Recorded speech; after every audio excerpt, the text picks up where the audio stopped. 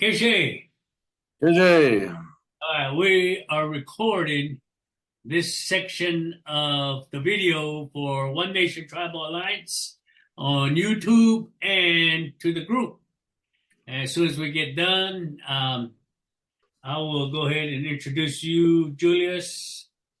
This is my nephew, Julius Otholi, aka Nashama. That's his Zuni name. Anyway, Julius and I are going to do a little, talk about what it's like to live on a reservation.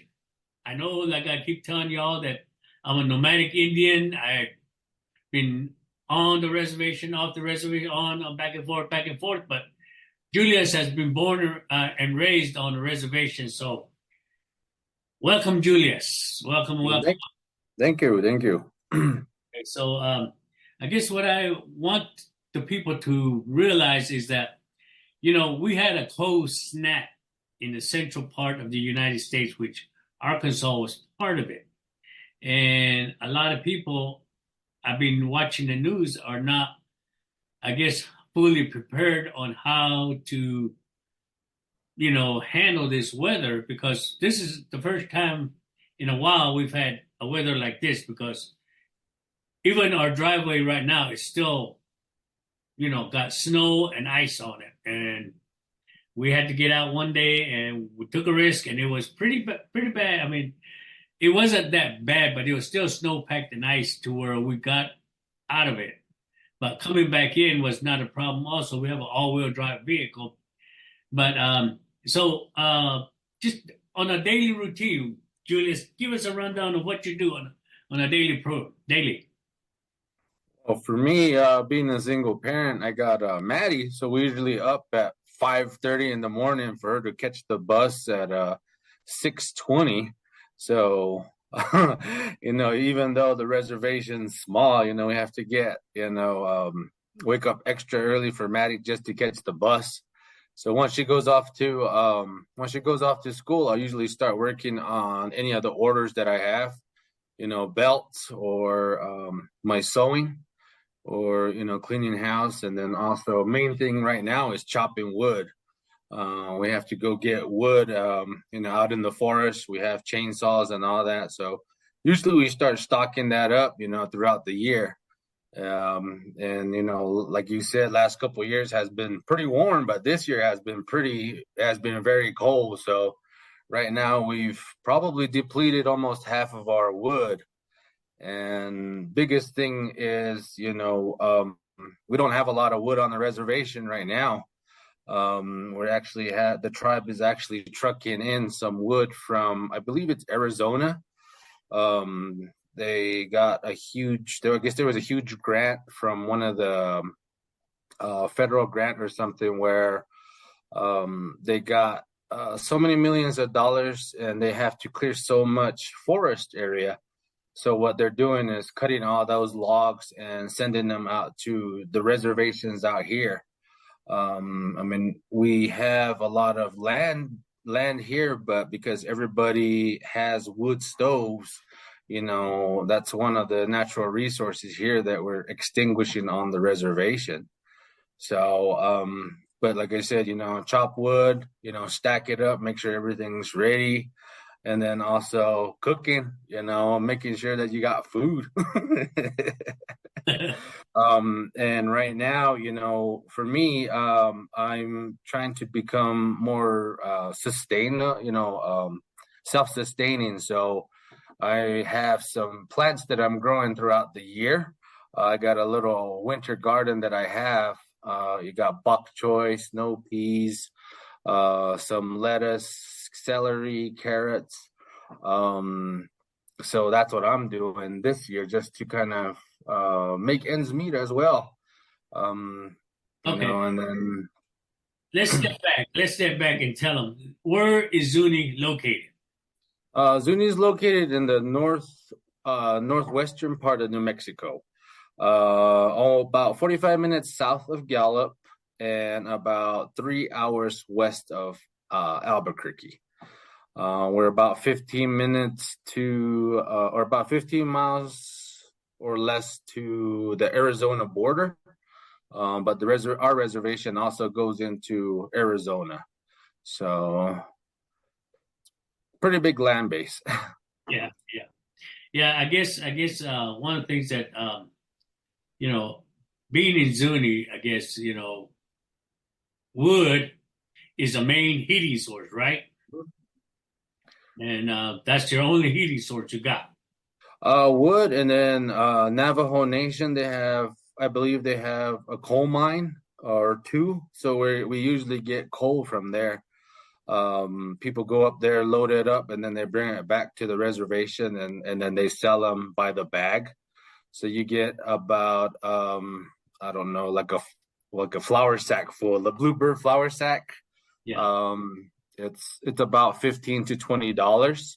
Wow. Right now, a row of wood is going for anywhere from $30 to $35 on up.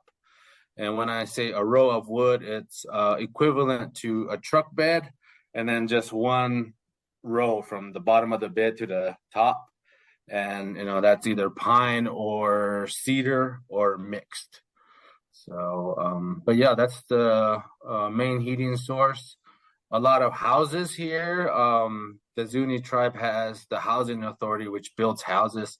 They're switching to all electric, which I think is kind of stupid, because if the whole grid shuts down, these our fellow neighbors, behind us, they're SOL. They can't heat their houses, and with the huge snowfall that we've had, power lines have been going out, and that's their main source of heating is the electricity. And I know a couple days ago the electricity went out at like 1 o'clock in the morning to, I think it was like 6 or 7 a.m. and people were on Facebook on their phones like, when is it going to turn on? When is it going to turn on? But it's scary, and we growing up, we're told to be prepared, but nowadays everybody's so reliant on electricity, on cell phones and all that. But we never grew up that way. Living on the reservation is like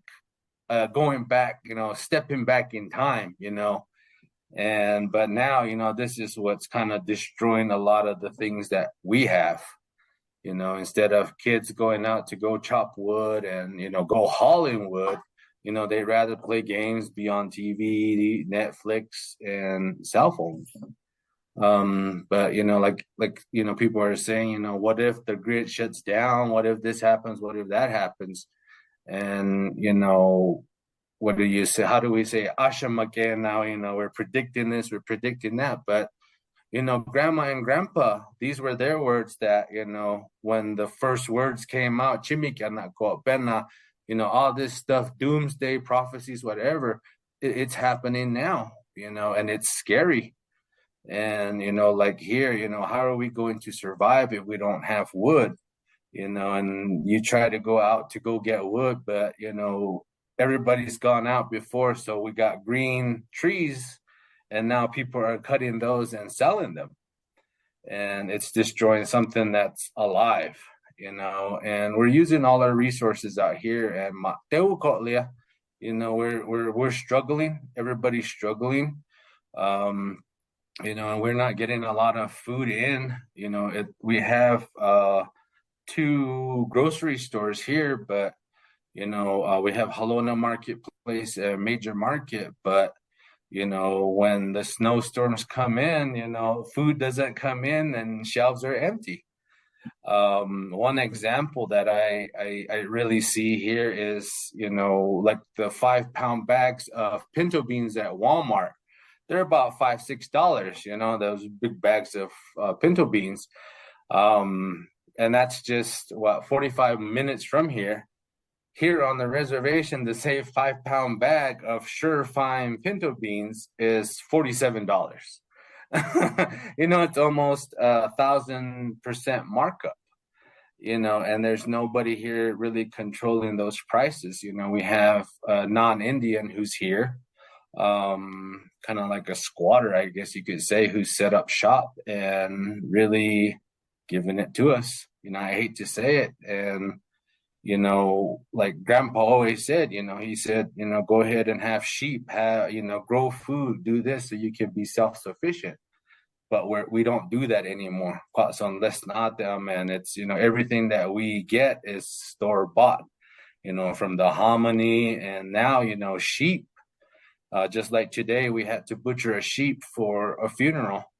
And, you know, that was a major source of food for us, you know. And if you were to buy it at TNR, you know, the same sheep that we got today, it'd be about 400 or 500 bucks. When we were growing up, you know, back in the 90s, you know, sheep were selling for anywhere from 35 to 50 bucks. Now, you know, we were lucky enough that we got this sheep for 150 from family. But, you know, in times when we actually really need it, prices go up to as much as $398 for a head of sheep, you know, at TNR. And, you know, it's really scary because overpopulation, and, you know, even here, we don't, like you said, you know, we don't have a lot of these resources that everybody else does. Like you guys, you know, you can go down to the store and, you know, get whatever you need. Here we have to kind of ration everything. You know, like with me and Maddie, I always kind of think, well, what does my kid want to eat? You know, she's into her chicken nuggets and all, but, you know, I've also incorporated a lot of like the traditional foods that we've, you know, grew up with, especially beans, you know, chule with hominy stew and all that. And, you know, making tamales and, you know, just trying to change up her diet because, you know, like Tacho and Sita always say, you know, matelosha, you know, without the white man, excuse my language, you know, we don't have anything. We don't grow anything here. And, you know, if all supply lines of food, you know, are extinguished here on the reservation, what are we going to do? You know, if the same snowstorm comes, like, you know, that shuts everything down, you know, how are we going to survive? Because we only have Highway 53 that runs through Zuni, but everything else, you know, shuts down when the roads do too. And it's scary. So like with me, I try to have enough food to, especially in the winter, at least a good month supply. And, you know, a lot of dry goods is what I'll have, even going back to spam, corned beef. Um, Even one time we were shooting birds with a BB gun outside in the back, you know, shooting them just to, you know, of course we use the feathers, but, you know, like Grandma Mary, you know, whenever the boys go out hunting, you know, she always makes sure that, you know, they take the feathers off, clean them for her, and they put them in the oven, put a little bit of salt and pepper, and that's dinner. You know, so you know, I'm lucky that, you know, we all grew up, you know, not being picky, you know, eating prairie dogs, eating rabbits, doves, and, you know, anything, you know, even, you know, when the sheep would freeze, you know, like Regis, you know, if we had lambing season, if the lambs were being born and they, you know, froze throughout the night, you know, he would, you know, skin them the next day, and that was breakfast. You know, nothing ever went to waste. And, you know, that's what I always tell Maddie, you know, you know, these are Nana's words. They're not my words. And I'm just telling you that, you know, all this stuff was predicted and it's happening now. And, you know, Dacho and them always said, you know, it's not going to be in my lifetime. It may be in yours or your grandkids or your kids or your grandkids or their kids. But, you know, with everything, you know, going on in the state of the world as it is, you know, it's really fragile and scary. And especially here on the res, you know, we like, you know, we have the land, we have this, but we don't have the resources to work that land. You know, nobody plants anymore.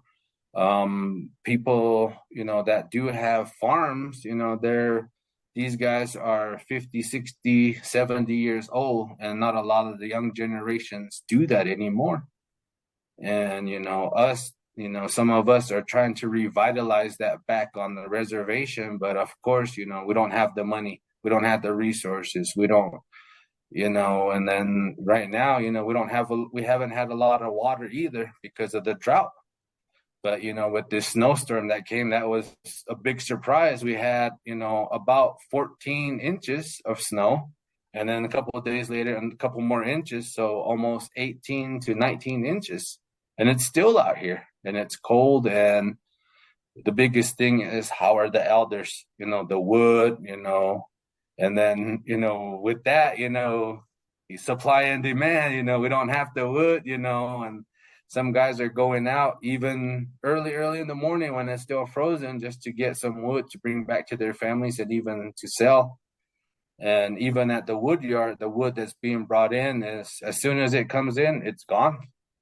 And, them hammock, some of the wood is still green too and doesn't burn. And, what's our backup plan?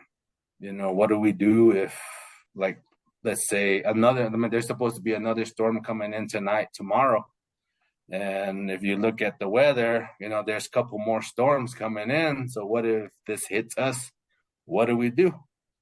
But, here I'm lucky that, like Tita, we grew up with commodities. We grew up butchering sheep and all that. And just every little small thing that, Tita and Tachu taught us, it, in times like this, it comes back. It kind of revitalizes. Oh yeah, no ito in and now Maddie can eat beans for 3, 4, or 5 days and quoting them, but most kids won't. They're so used to their hot pockets and noodles and all. But I just try to kind of give her a variety of food.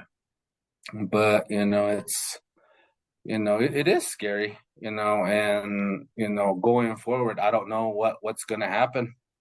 And with the state of how things are, in the world, and even right now, you go to the store just to go check, and shelves are empty here on the res. And like we just came back from Gallup too. There's like a big difference in meat. Here, a nice little steak is about $30-$40, but when you go up to Gallup, might be $7-$8. So, there's that markup, that price. And, there's a lot of people that don't have cars, and a lot of elders too, they take care of themselves or live by themselves. So they rely a lot on, the stores here. But I don't think, lately it has been able to keep up with demand. Wow. That's a big difference. I mean, yeah, we got a 20-year gap between Julius and I. And when he talks about Sita and Tachu, that's mom and dad, which is my mom and dad and his mom and dad too. And the 20-year difference. When I was growing up, we didn't worry about those stores. We didn't worry about going to Gallup. We didn't worry about anything because we were self-sufficient. When I was growing up, where our family home is, from that north side of the village, everybody was planting back then. Some had squash, some had chili, some had melons, cucumbers, you name it, and corn and wheat. People planted back then. And back then, when I was a kid, I remember, like, in the early spring, the town crier would go up there and make an announcement saying, today we're going to clean the ditches. And when I was growing up, we had actually a irrigation water canal back on the north side of the village, which came down from the lake up in Black Rock, and it will come down to the village, and people will use that irrigation canal to water their fields and everything like that. And like I said, back when I was a kid, we'd get woken up, let's go clean the ditches. We never argued. We said, okay, we go out, we clean the ditches all day. And this is just volunteer work. And when it comes to planting season, we would look for people who are planting, and we would go help them plant. And throughout the growing season, we would go out and actually hoe the weeds off the food that they have grown, and we would clean the fields for them. And when come harvest time, we would actually help them harvest the food, and in return, we would get some of the food that they have raised. And at that point, again, everybody everybody shared. Everybody shared to where self-sufficiency was great. I mean, nobody starved and nobody depended on the store. At that time, we had one trading post. His name was C.G. Wallace, Ome Kolokta, what we called him. And he was a second generation, Wallace generation from the Vanderwagons that came to Zuni and started that trading post. And he didn't have much groceries, maybe flour, sugar, coffee, and tea, and just some of the things. But most of the time, Zunis grew their own food. We had a cattle ranch. We also had a sheep camp, to where we took care of the families owned a lot together. Like 3 or 4 families would own a sheep camp, to where when it came shearing time, we all helped each other. When it came to lambing season, we all helped each other. Back then, everybody helped each other. Now, to this day, they got 2 grocery stores. Yes, I have been in and out of Zuni, and the last time I left was probably about 8 years ago. And when I left Zuni, after taking care of my mom, and I think that new Halona market was not even open at that time, or the major market. They had little bitty stores in that Halona, the old Halona Plaza, they called it. It was a little grocery store, plus it had a deli market in the back and had a jewelry supply in the front. And so that it was like a trading post. And major market at the time was a gas station with just like a little bit of grocery store and a little bit of deli in the back. And now I went into major market, and it's got a Starbucks coffee. It's got some groceries. You can buy a sandwich or a hamburger, whatever there. And you go to Alona Market, it's got a deli, it's got a grocery store. I mean, it's got everything. But yes, you're right. Everything is a little higher than normal, which I don't know what or who controls that. But when I saw that, I said, wow. And then when I go back home and I look at the fields back north of my mom's house, those fields are filled with rabbit sage that has been growing for the past, I guess, 15 to 20 years, because it's all grown up. And people are not planting as, out there anymore. And it's sad to see that. And talk about our elders. We used to take care of our elders. I mean, it didn't matter how related or through kingship or bloodline or whatever. If there was an elder living by themselves, you would bring them into your house and you would take care of them. We had a couple of them that used to come over, and you probably don't even remember him. He's one guy named Talapti, No. and then our great grandma, Kutashi, Oh yeah. our great grandma. And they come over to the house, we take care of them, we feed them, and we make sure they were healthy and everything, and they were warm, and we entertain them. But actually, they entertained us by telling stories of the old time. And now people don't do that. No. Kids nowadays, they're worried about their little game in front of them or their cell phone, texting each other. I don't like to text. I'd rather just pick up the phone, call somebody, talk to them, get the job done, hang it up, and that's it. Very seldom I would text unless I'm that bored. But anyway, and the other thing is that, a lot of these people are saying, we're not having this, we're at that. It goes back to faith. Where is their spiritual life? That's my main concern, because, I don't like to call it religion, because religion has its own flaws that I don't like to talk about. But, I like to say spiritual life, because spiritual life is more free in everything. And if you listen to the Zuni prayers, it starts out, our Father, our Father, Mother Earth. Yeah, it starts out like that. every prayer, no matter if you're in a kiva, you're in a medicine lodge, you're out there feeding the spirits, or just asking for blessings. You always start your prayer out, Our Father. Right? Hmm. That's how our prayer starts, which is, recognizing our Father. And, I talk a lot about our directions, the spiritual directions.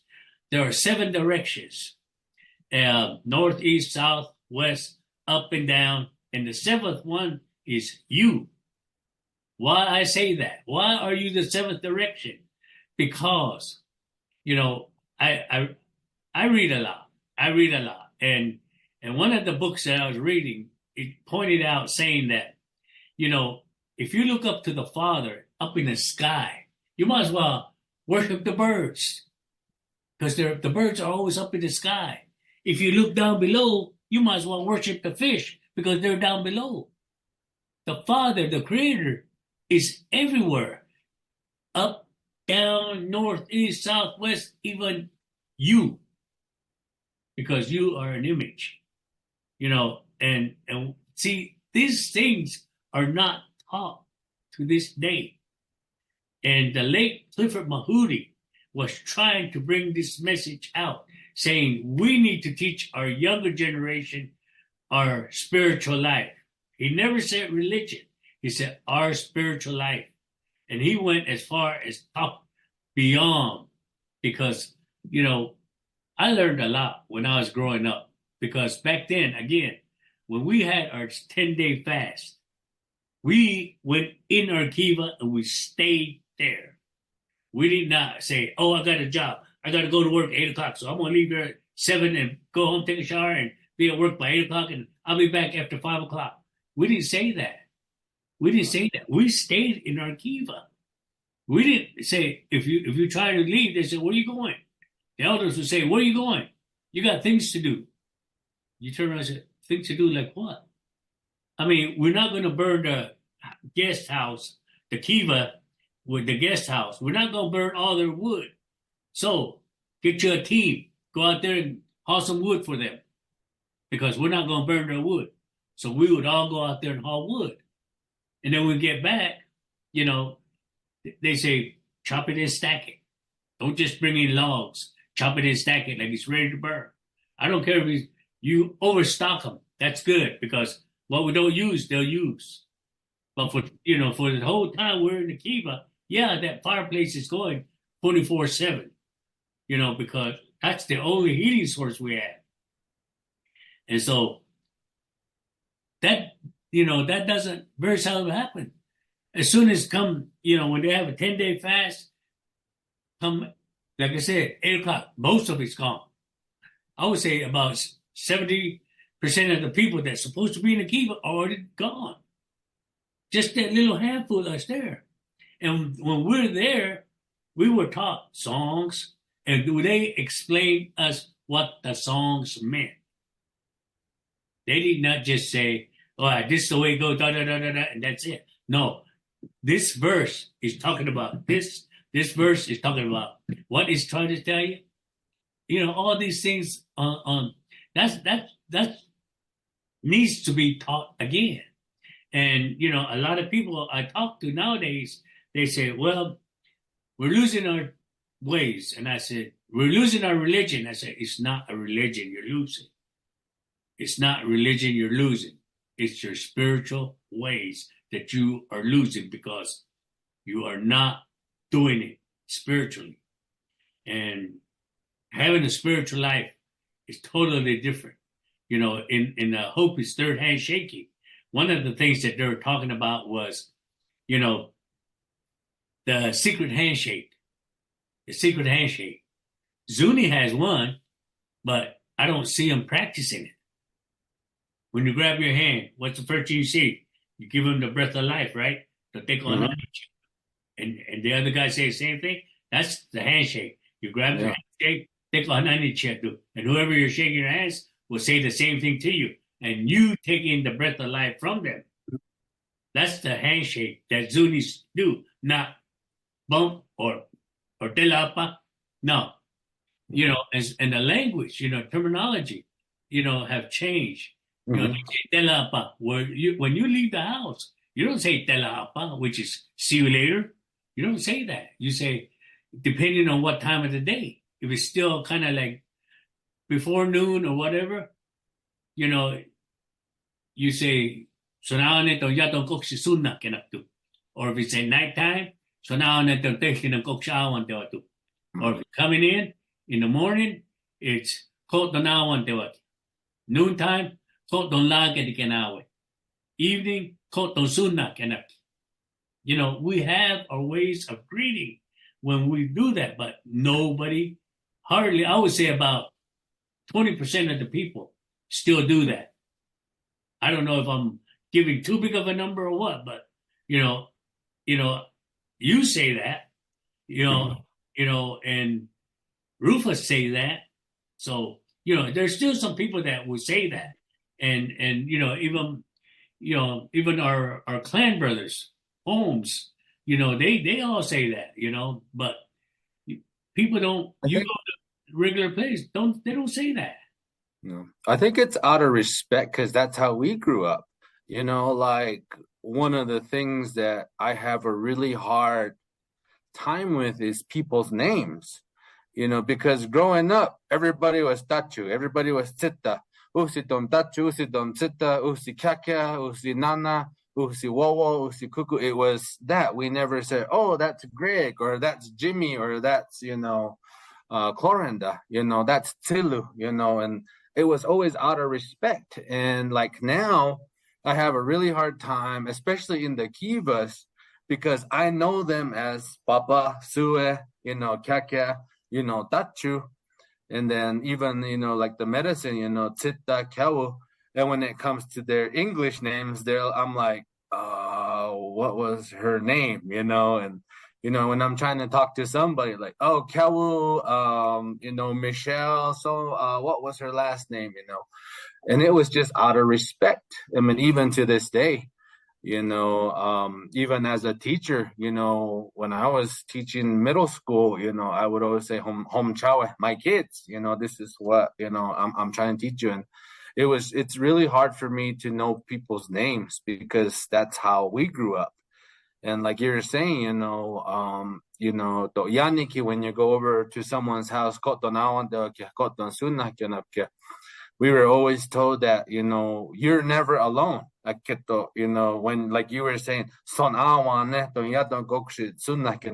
we're all going now, may you have a pleasant night. And it's not just singular. You're talking about the spirits that you bring to your ancestors or whatever.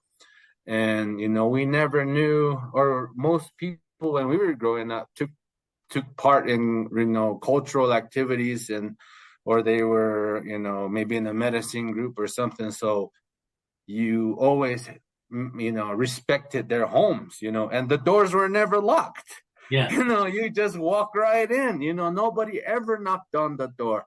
Open the door was locked. Even at the house, 10, 11 o'clock at night, like Monica, she'd be coming from her partying, open the door and just lay down on the couch, go to sleep. Next morning, Tita's like, who's that? Oh, it's Monica. All right, well, make sure she gets up, make sure she eats, make sure, we took care of each other. Yeah. And one of the things that I really miss was, like San Tomache, where the saints at.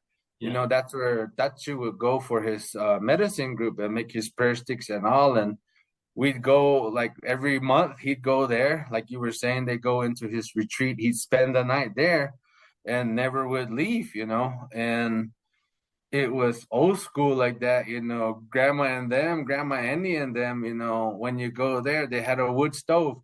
It'd be 100 degrees in the summertime and their wood stove is going, and you'd always go in, same thing, did you guys all come? Eating, like, yeah, sit down. And then you'd sit down, and grandma, first thing they would do is always put something in front of you to eat. Even if it's piece of bread, cake, or whatever. One of the things I remember is Grandma Annie had a spoon that she was using. She'd put it in her mouth, clean it off, wipe it off with her apron, and put it right there for me, Even a little kid, it must have been like 8 years old, and pour me a cup of coffee. You had your pie and you're sitting there eating coffee with 4 scoops of sugar or whatever. But, that they always would feed you everywhere you would go or just to visit, you go to Auntie's house, just to go hang out, and then somebody's making tortillas. Make sure you send this to Tita, you take a stack of fresh tortillas, on Ian ko like you were saying, everybody was a family, everybody like, working the fields and all that. And now nobody does that, and, sometimes some of them like, and then they don't want to share that land. Well, that's my land. And it's like, well, you got all this sagebrush growing on. Let's do something. Well, who's going to get to keep all that, produce? Who's going to get, and we're like, why can't we all share? It's always me, me, me now, not like how we used to be. Yeah. Like you were saying, we had, sheep. Yeah, at one point, we had 353 head of sheep. 353. Why do I know? I was off by one number, and that should make me go look for that sheep. And he's like sitting there, and he knew that number every day. We had that little clicker thingy too that he bought us. Remember, like, yeah, you would count them every day as they're walking out. Every day. And every morning you go over to the sheep corral. Same thing. Open the door for them. And talk to them. How are you, my kids? How's everything? Same thing like we would do. Yaniki and all that. And, we don't do that no more. We were rich, like, for night dances. Every night dance, we butchered a sheep. We didn't have to go to the store. And if we butchered a sheep, maybe we butcher 2, and then, we share the carcass with Grandma Rena, Grandma Morinda, Grandma Eva, and they would all do that, or else we'd all eat at one place. Kola mue, and that's one thing I really miss is the smell of that traditional food cooking. Chutsi amue, and, we all took part. We watched Tita do it. So like now, I don't have a wife, so I can do all that stuff. And people are like, well, why do you do that? Why do you take food to the kiva by yourself? I was like, why not? Grandma told me, to be self-sufficient. And this is how it was long time ago. You didn't have a woman all dolled up in a mini skirt and high heels and perfumed up and everything, taking food over there, cookies and cakes. No, they baked the bread. They baked cinnamon rolls, sweet rolls, made the traditional food and all that. And they would take that to the kiva. Now it's like Little Caesars, or some people even take Lottaburger, and you're like, and Grandma always said, we don't feed that to the ancestors. You got to give them the traditional food. And everything always came with a story. You eat fast food, because what do? They make it really, really fast.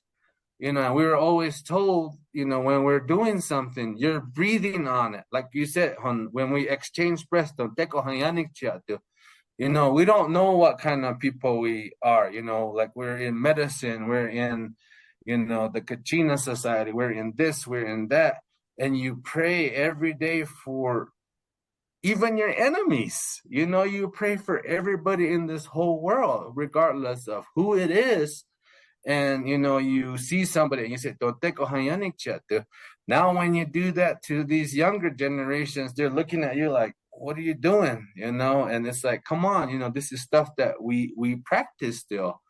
Or it's not, I know, like my mom, your sister, Harriet, her and Auntie Bitsy, you guys grew up in a time where it wasn't cool to be Indian. Some of them, you guys got in trouble for speaking your language. Me, I was lucky enough that, Tacho and Sita spoke Zuni, like Toben on the, there's that language, there's that traditional language, there's that old school language, and now we have the slang, I mean, like, one of the words, iu yashkushka, to eat, to, give yourself life, and then now, itonawe is what we say now, but the traditional way was saying, iu yashkushka. And then now we just say ito nawe or ito, Yeah. you know, and then, you know, like if something like also you know, like if you meet somebody for like a very important meeting, you know, or whatever, you go to their house and you know, you greet them with the traditional greeting, you know, like and then the host or whoever you're visiting, you know, say what you're gonna say, you know, look at yato ne hotnas donawa na elate ime hinchos kwatik pena tewu me pena nake hotnas donawa na elate na hotna donawa na elate na look on antume na hontewa na natikana, you know, and then that's what the message, you know, please tell us what you're saying, you know, whether it's the spirits or whatever is important, you know, please let us know so that way, you know, we'll be prepared to take care of what we need to. And now it's just like, hey, Keshe, Hanawiya, you know, and it's like everything is shortened to maybe make it short and sweet. But, you know, like grandma and them said, you know, every single thing is done a specific way. This is the way it was. And that's what Dacho and them would always say. Let not that, let not that. This is how, when the first, you know, words came, when everybody came, this is how we were done. This is what we were told to do. Like at the Kiva now, go ahead. On that note, I want to make a quick thing. In the future, Julius teaches about the migration story in Zuni. And I'm going to have him back on this to where we're going to record him talk about the migration story that he has documented and has been sharing it with the people back home and elsewhere. So in the future, with that point about our old, as they say, our migration story, it's not really a story. It's what they say in our history, our historical words. You know, look, ino te penawe is what they would say. They never said a story.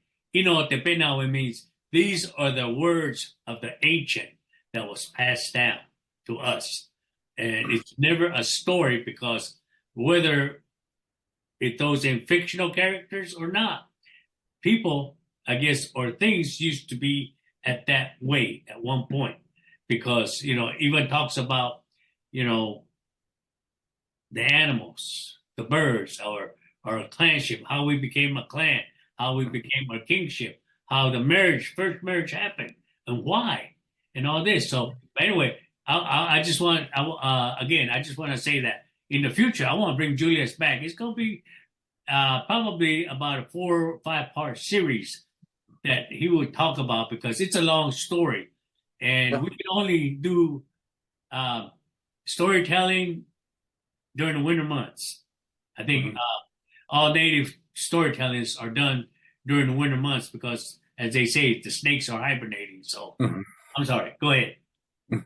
Yeah. So I mean, yeah, it's like it's really hard nowadays because like when with the stuff that we grew up with, it was instilled in us every day. You know, you lived it. You know, and you know, Dachu, you know, even we never listened to the radio, you know, and that's, you know, like my girlfriend, she loves music.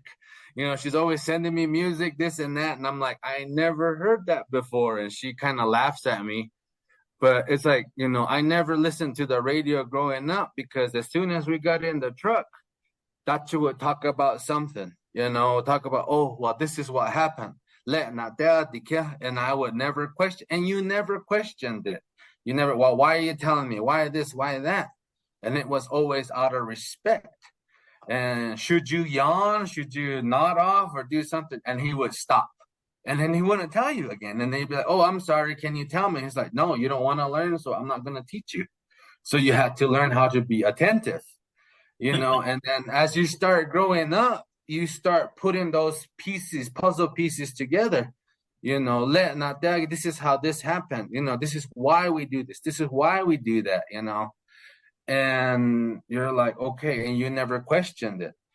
growing up in the Kiva was the same way. We grew up with the old people, La Siwa, and Dutch George, who instilled all that stuff to us too.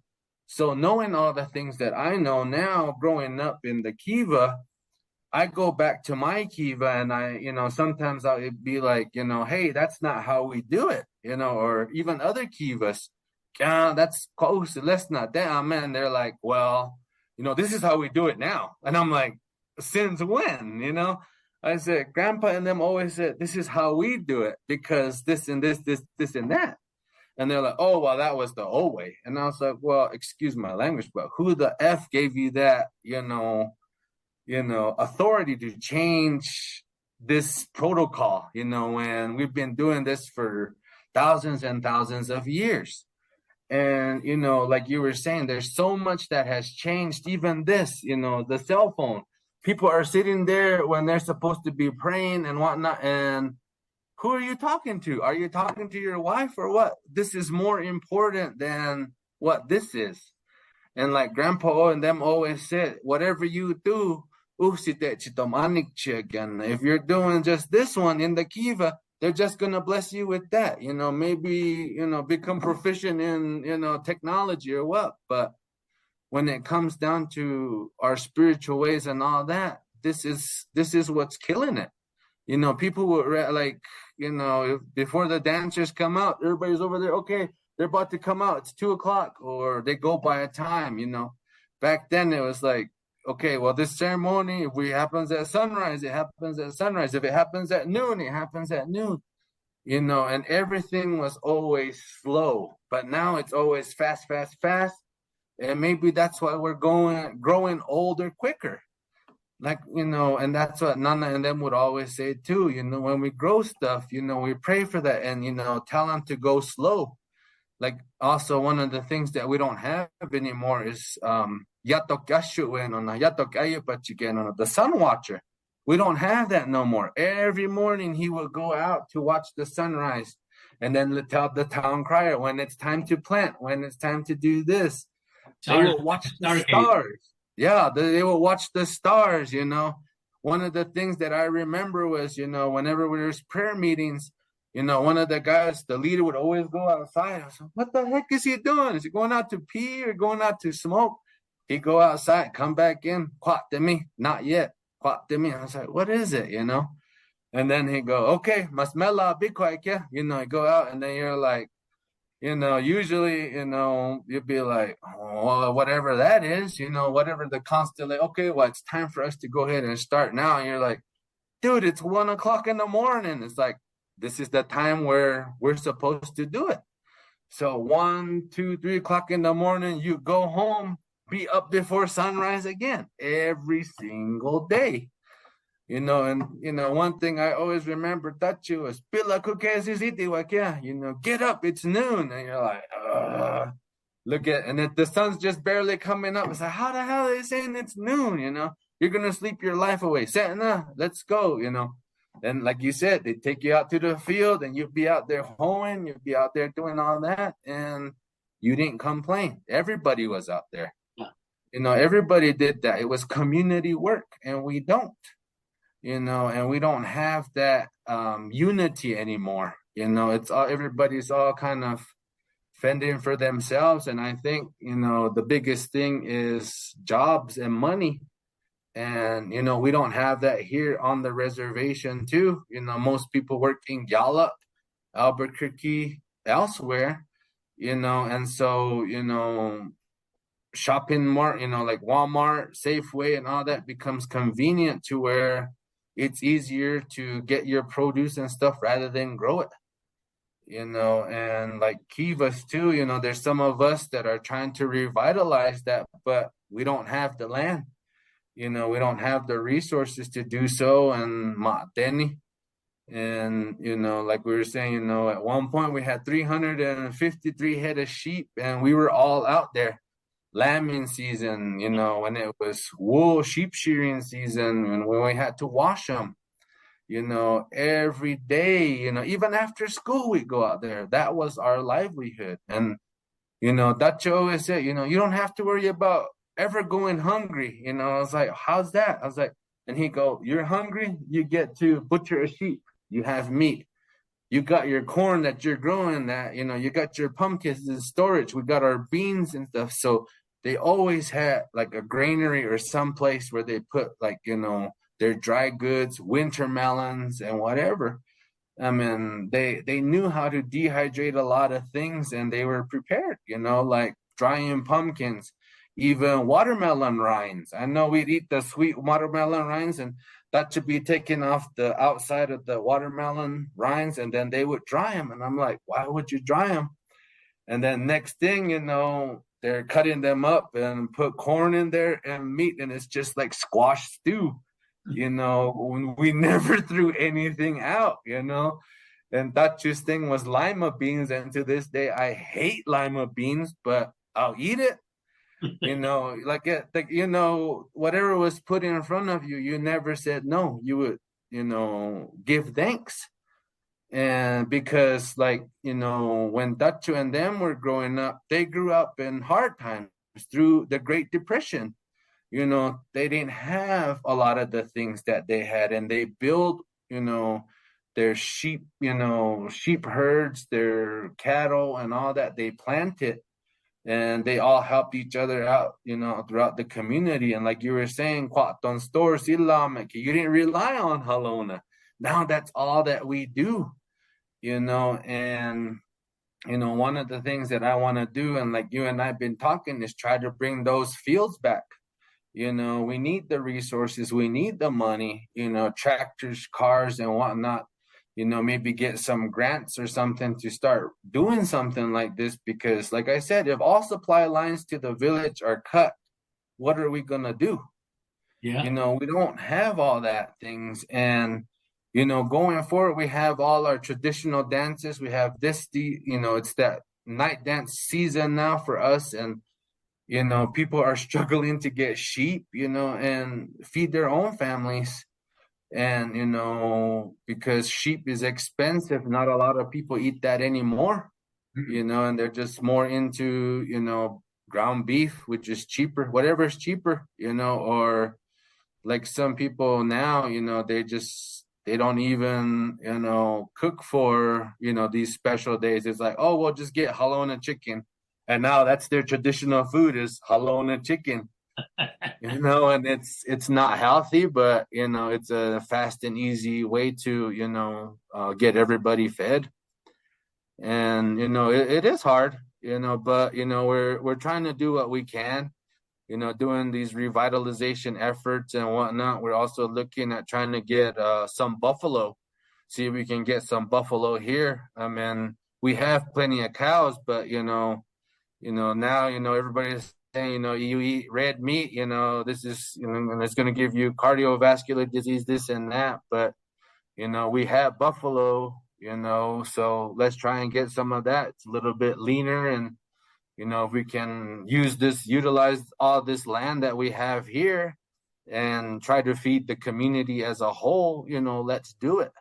There's money out there for it, but we just need grant writers. We need people to, you know, be the ones to, you know, set that first foot and say, okay, let nunapshe, you know. And yeah, I'm smart, I'm vocal, but, you know, I have to take care of Maddie. I have so much stuff, and all that stuff that I want to do, you know, doesn't pay the bills, you know, right now.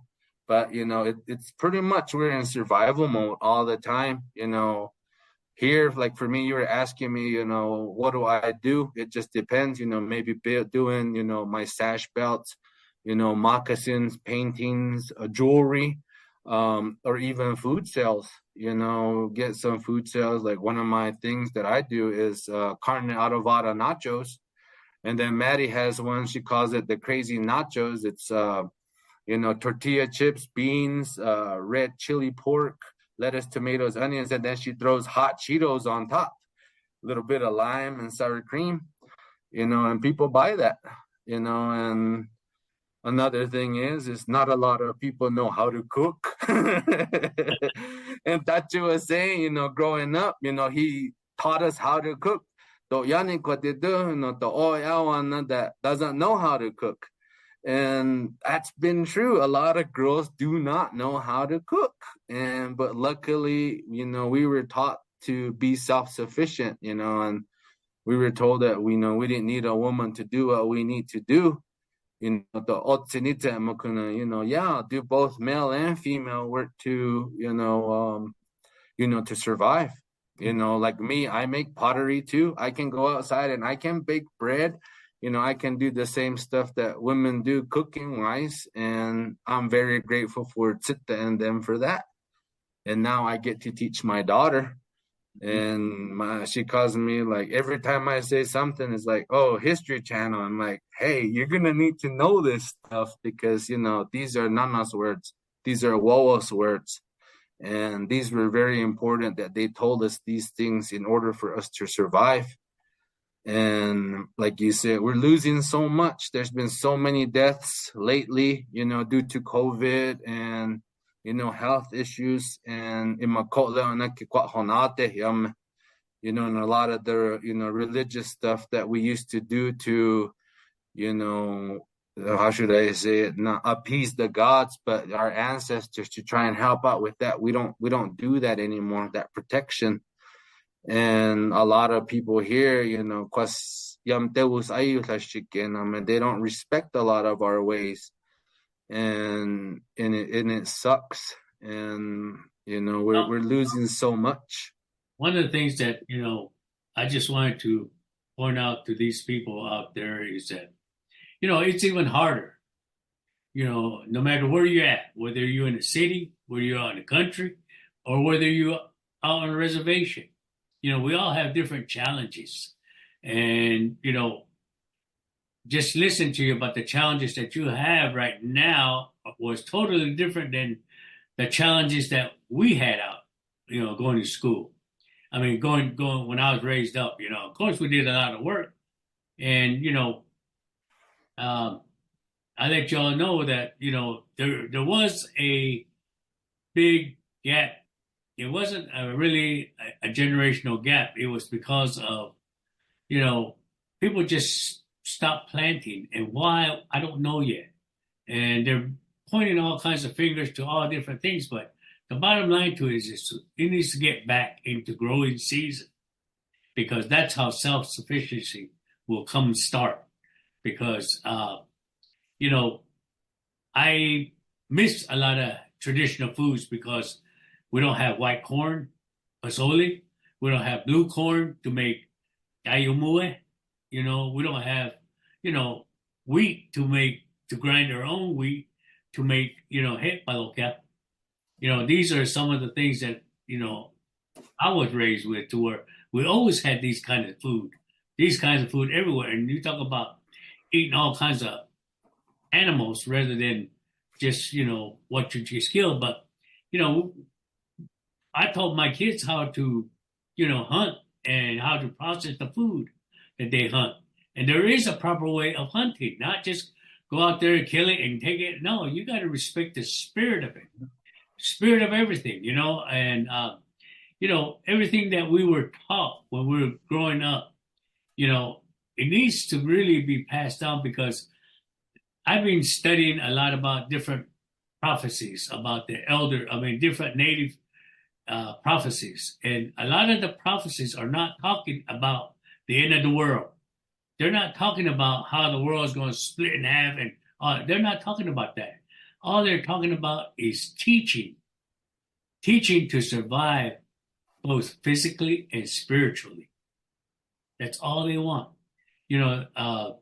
So we will get more into that later, but, I just want the people to know about what it is like to be out on a reservation. And like I said, it is a challenge to be out there because we don't have the resources. I mean, it wasn't until, I don't know how far back, when you were growing up, we didn't have a cell phone. Cell phone. So cell phone just barely came into play about 10 years ago?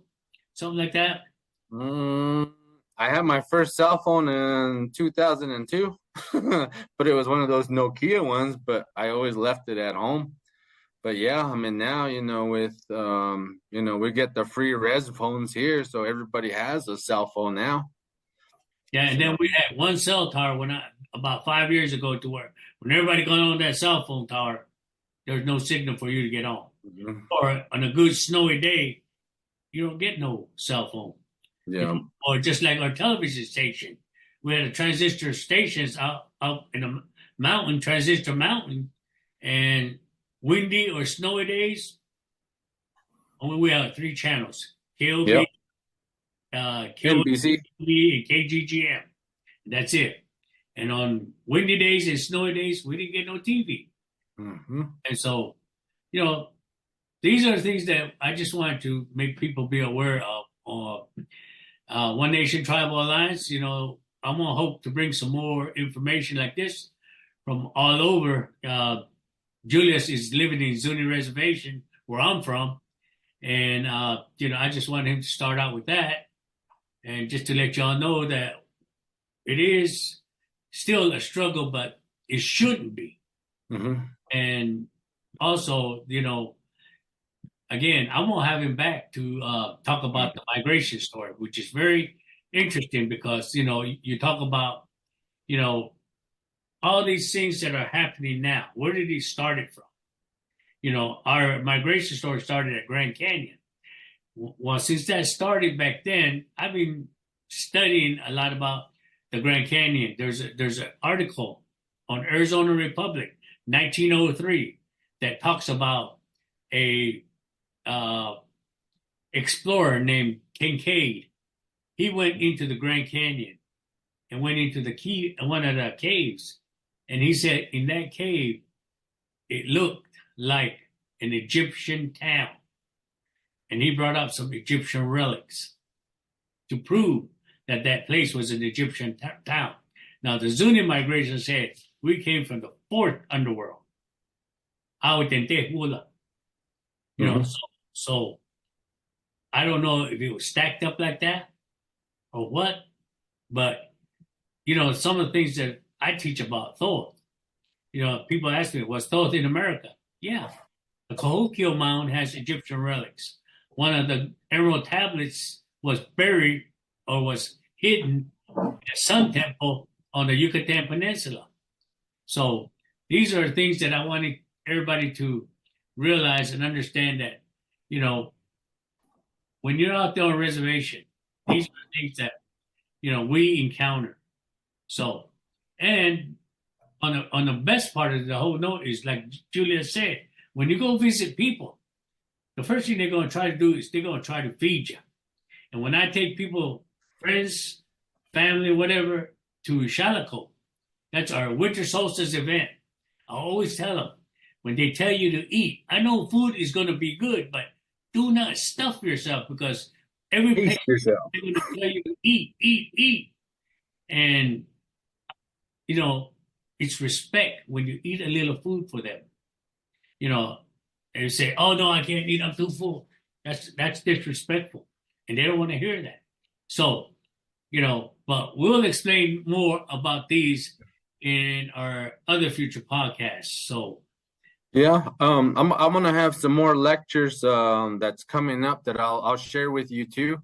Altogether, right now I've got about 9 lectures, like the migration story, up to when death was introduced, and then Koshawalawa, how the heavens were created, and then coming into Hawiku, the first, one of the first settlements of Zuni, and then how it was like the prehistory before the Spanish, and then what happened with the Spanish. And then since I was also brought up Catholic, you weren't brought up Catholic, I know that, but I was brought up Catholic because we went to St. Anthony Indian School.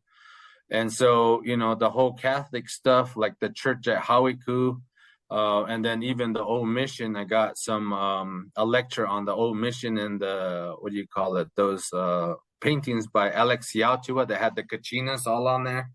I have that. So I have several other lectures that I have, plus, food demonstrations and all. And, one of the things that you were talking about with the Egyptians, there's another thing too. I don't know if you've read that book, The Zuni Enigma, where it said that in what was it, the 1300s, they're thinking that the Japanese made a